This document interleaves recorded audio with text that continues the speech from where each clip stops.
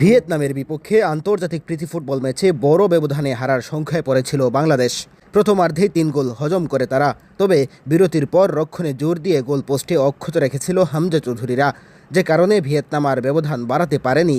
শেষ পর্যন্ত ৩-০ গোলে হেরেছে বাংলাদেশ।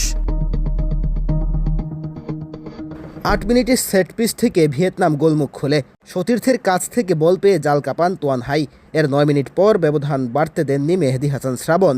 এনগুয়েন হোয়াংয়ের বলই রুখে দেন বাংলাদেশি কিপার। তবে ১৮ মিনিটে আরেকটি সেট পিস থেকে গোল আদায় করে ভিয়েতনাম। শ্রাবণকে পরাস্ত করেন ২-২ মাহন।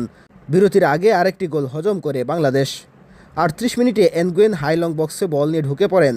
তারপর দুই ডিফেন্ডারকে কাটিয়ে ডান দিক দিয়ে নিচু শটে স্কোর করেন ৩-০। প্রথমার্ধে ৪-৩-৩-এ খেলা বাংলাদেশ দ্বিতীয়ার্ধে ফরমেশন পরিবর্তন আনে। ৫-৩-২ ফরমেশনে খেলে ভিয়েতনামকে রুখে দেয় তারা। বিরতির পর ফিরে ৭ মিনিট পার হতেই শ্রাবণকে একা পেয়েছিলেন রাফায়েলসন। বাংলাদেশের রক্ষণভাগের খেলোয়াড় পেছনে ফিরে তা ঠেকিয়ে দিলে কর্নার হয়। ৬০ মিনিটে বাংলাদেশ শট নিয়েছিল লক্ষ্যে। বিরতির পর বদলি নামা শাহরিয়ার ইমনের শট ব্লক করে স্বাগতিকরা।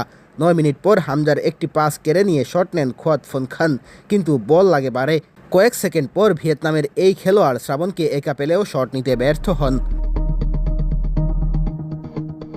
৭৭ মিনিটের শেষ মুহূর্তে তপু জুনিয়র ব্লক করে ফেরান রাফায়েলকে। ব্রাজিলিয়ান বংশোদ্ভূত এই ফুটবলারকে আবার গোল বঞ্চিত করে বাংলাদেশ। ৮৪ মিনিটে বক্সের বাইরে থেকে নেওয়া তার শট একটুর জন্য জালে জড়ায়নি। ৪ মিনিট পর দো হোয়াংয়ের একটি শট গোলবারে লাগলে চতুর্থ গোলের দেখা পায়নি স্বাগতিকরা।